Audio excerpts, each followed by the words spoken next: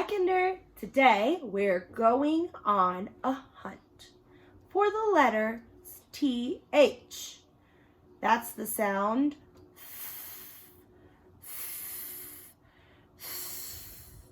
Now, TH, we could find it at the beginning of a word, at the end of the word, or sometimes in the middle.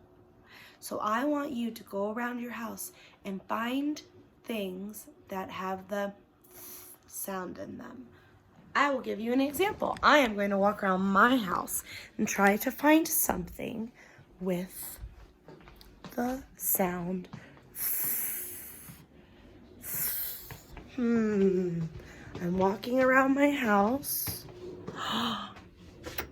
I know. Toothbrush. Does toothbrush start with the sound? No, it starts with t. Toothbrush. What sound does it end in? That's right. Shh. But right in the middle, what do you hear? Toothbrush. That's right. Toothbrush. So now I want you to go around your house and see what you can find that has the TH sound in it. It can be at the beginning, in the middle, or at the end of the word.